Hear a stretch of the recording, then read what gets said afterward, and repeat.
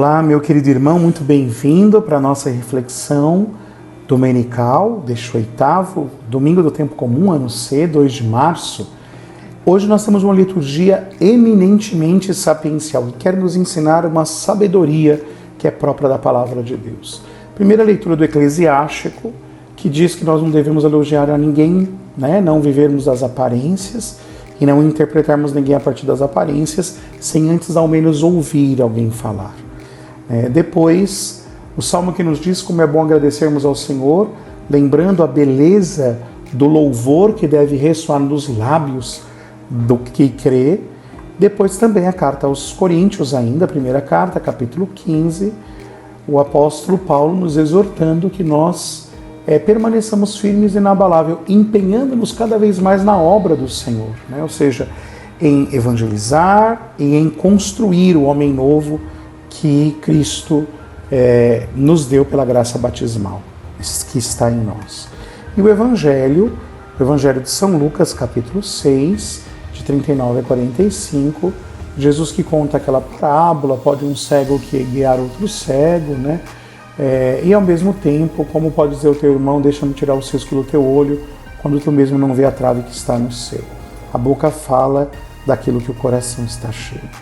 Bem, meus irmãos, a primeira coisa que o Senhor nos convida nesta liturgia é não vivermos as aparências, nem em relação aos outros e nem em relação a nós mesmos. Há sempre uma tentação dentro de nós de parecermos. E aqui eu chamo atenção para uma coisa: nós vivemos um tempo marcado pelas redes sociais, pelas mídias sociais, onde se tira uma foto e você, se não conhece a pessoa, não sabe bem se aquela pessoa é daquele jeito mesmo. Porque há tantos filtros, há tantas poses, há tantas luzes, há tantos cenários, há inteligência artificial. Cada vez mais nós vamos vendo que a aparência, ela por vezes não só esconde a verdade, mas como ela mente acerca daquilo que é a realidade.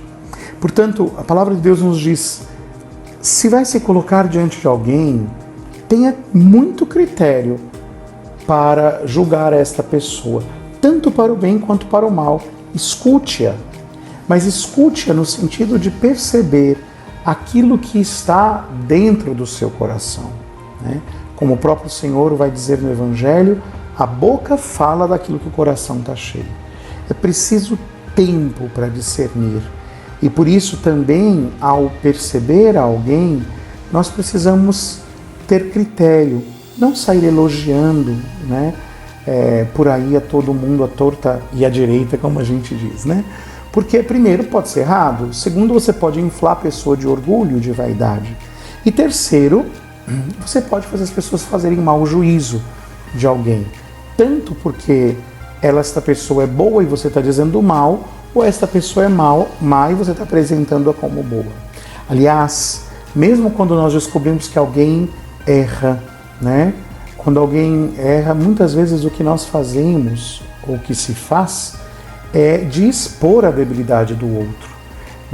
A igreja, nas suas leis, que por um acaso estão aqui próximas de mim, vai dizer, no cânon 220 do Código de Direito Canônico, que todo mundo tem direito à boa fama. O fato de alguém errar não me dá o direito de expor os erros dessa pessoa a outros. Por isso, há uma cena bonita da vida de São Francisco que diz que quando Francisco está andando no inverno, e vê a um morador de rua, um mendigo nu, Francisco tira sua roupa e cobre ao mendigo. Usando essa imagem para além do bem material, nós também podemos pensar neste bem moral.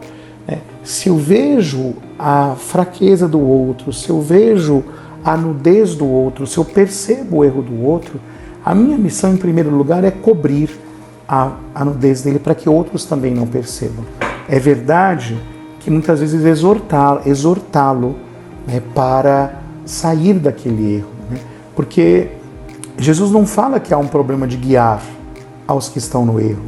Aliás, uma das obras de misericórdia espiritual é instruir os que estão na ignorância. Se eu percebo que alguém está no erro, eu tenho o dever moral de corrigir esta pessoa, mas sempre com a caridade de Cristo, sabendo que o cisco, como diz o Evangelho de hoje, que está no olho do outro, pode ser um cisco enquanto há uma trave no meu olho. Então, quando nós percebemos e vemos o erro de alguém, a caridade e a verdade sempre caminham juntas, né? Então, a correção fraterna, ela pode existir, mas eu devo corrigir o meu irmão com a consciência de que talvez eu tenha erros muito maiores que o dele. E, portanto, chamar a atenção dele e não esquecer de examinar-me, né? Muitas vezes nós corremos o risco de termos sempre opiniões muito ácidas sobre tudo e sobre todos, e a psicologia já nos ensina. Talvez o que esteja por detrás é o medo de me enxergar na minha fraqueza. Então eu prefiro apontar o cisco no olho do outro e deixar passar, né, a trave que está no meu olho. Por isso o Senhor vai nos dizer que é preciso olhar para o coração, tentar na correção fraterna recuperar a dignidade do meu irmão, mas também aprender a me examinar, né, a perceber o meu próprio coração e a ver como eu estou caminhando. E ao mesmo tempo de pensar como é que eu me sinto quando eu sou corrigido. Eu sei acolher a correção, né? Eu sei entender que por detrás talvez de quem me corrige exista uma necessidade, ainda que o outro exagere. Enfim, meus irmãos, não julgarmos, mas de entendermos que todos somos fracos, que se alguém cai na minha frente, Deus o permitiu que eu acontecesse com uma única intenção, que eu o levantasse. Até porque talvez mais lá na frente seja eu a cair para que outro me levante. Deus nos abençoe e nos faça caminhar juntos como uma igreja sinodal na direção da meta, que é Cristo e o seu reino bendito.